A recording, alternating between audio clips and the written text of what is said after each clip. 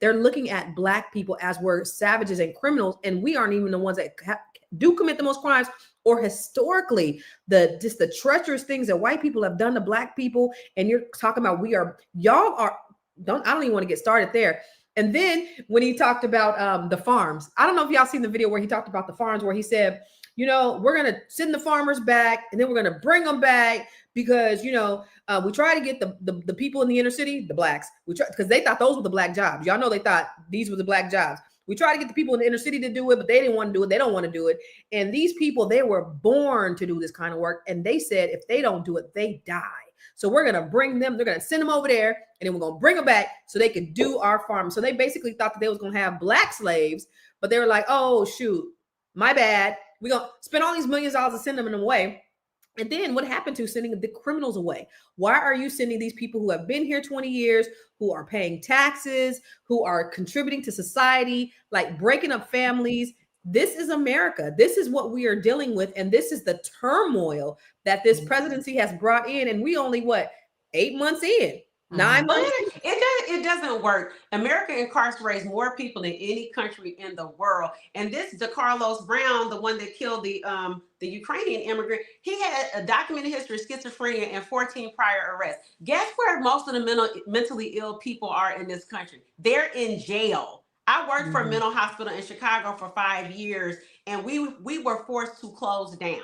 And all those people in the community we had chronically homeless people that lived under the bridge near the hospital, walking distance from the hospital. But guess what? They had Obamacare. So when it would get really cold, they show up at the hospital, or if they had a mental health crisis, they show up at the hospital, and they had a safe space to be able to get medicated and get right. But then our hospital closed down. So then what do you got? All those people, where they're going to go for when they want a hot meal, they're going to try to get put in jail. Or if they have a mental health crisis. And Chicago happened to have a lot of officers who were trained for crisis intervention, which is like when you intervene and you don't just arrest them and throw them in jail, you actually call the psychotherapists and the behavioral health folks to try to get them into the hospital as a diversion to going to jail. So they happen to advocate that in Chicago. But you still have the problem of all these people that have criminal history, mental health histories. And then his own brother, I think he'd only met him twice. He said, oh, he's on my daddy's side of the family, and they all go to jail on that side of the family. I'm like, you got generations of curses. That's what you got. That's crazy.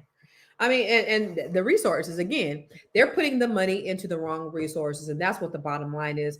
Let's take a look at some stats on, according to a 2022 study, cities that deploy SWAT-style operations see mixed results. Some crime drops slightly, but community trust often declines significantly. Urban areas with high poverty and unemployment are more likely to see militarized policing, even when violent crime is stable. Survey shows 60% of residents in heavily militarized neighborhoods report feeling unsafe around police. Go to that first one again. According to 2022 cities that deploy SWAT-style operations see mixed results. Some crime drops slightly, but community trust often declines significantly.